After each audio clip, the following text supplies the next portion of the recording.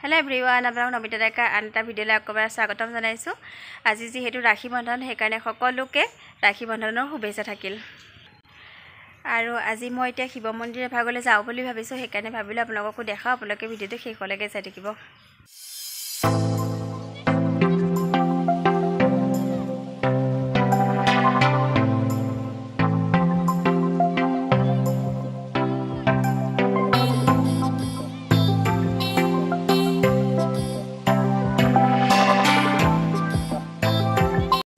সুমনক বাইকে আৰু ভদিয়েকে ৰাখি পিন্ধালে আমি ৰাখি পিন্ধাই শেষ কৰি আমি সুমনক স্কুলত থৈ আহিলো আৰু এতিয়া যাবলৈ ওলাই আহিছো আৰু এফালে আমি আহি পাই গলোহি ৰাস্তাৰ কাষতে চাকি বন্তি লৈ লৈছো আমি ইয়াতে ধুনীয়া বেলপাত আজি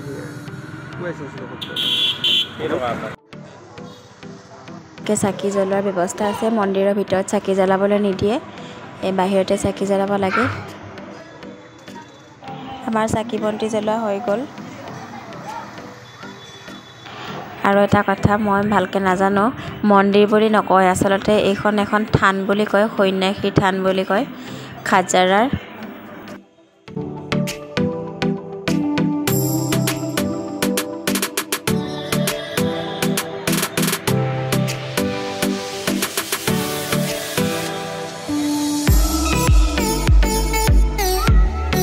আৰু ইয়াতে মিঠা ভোগ দিছে আমি মিঠা ভোগ খাই বহি আছো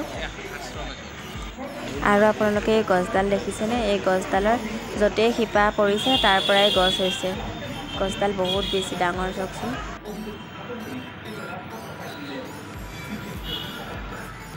আৰু এই থানখনৰ কাষেদি ৰাস্তা আছে যাবলৈ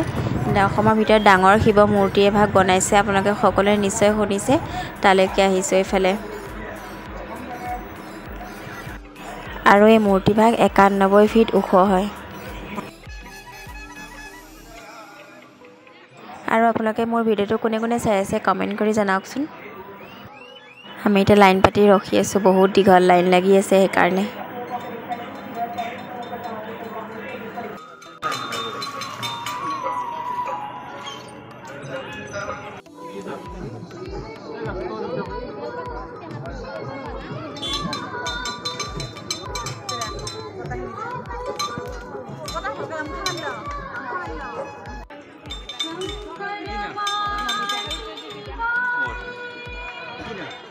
এতিয়া আমি তললৈ নামি আহিছো আৰু ইয়াৰে কাষতে মূৰ্তিভাগৰ কাষতে কিবা বনাই থৈছে চাওচোন বলক ধুনীয়াকৈ পানী বৈ গৈ আছে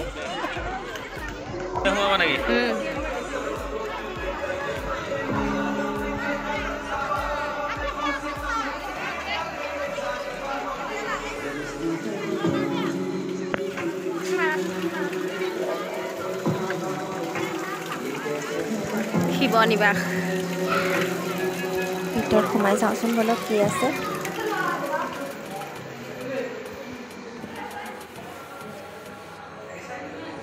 কৈলাশৰ যিটো শিৱৰ নিবাস হয় তাৰে আৰ্হি ইয়াত ধুনীয়াকৈ বনাই থোৱা আছে আপোনালোকে যদি কোনোবা নাই আহা আহি চাবচোন ইয়াৰ ভিতৰত বহুত ভাল লাগিছে থাকি এতিয়া আমি তাৰ পৰা ওলাই আহিলো আৰু ইয়াতে ওচৰতে ভণ্টিহঁতৰ ঘৰ হয় আজি যিহেতু ৰাখী বন্ধন হয় সেইকাৰণে ভণ্টিহঁতৰ ঘৰৰ পৰা এপাক আহোঁগে বুলি ভাবিছো কি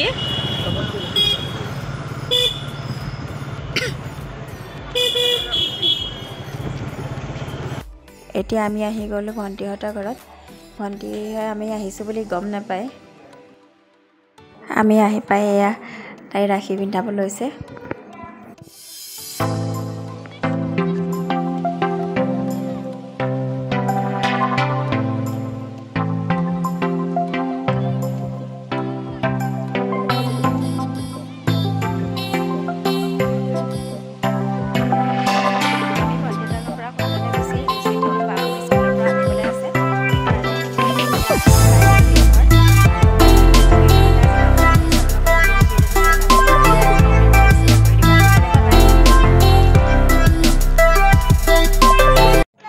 এইফালে আহি দেখিলো স্কুল ছুটিৰ পাছত বাবুক লগৰ ছোৱালী দুজনী ৰাখি পিন্ধাবৰ কাৰণে ৰখি আছে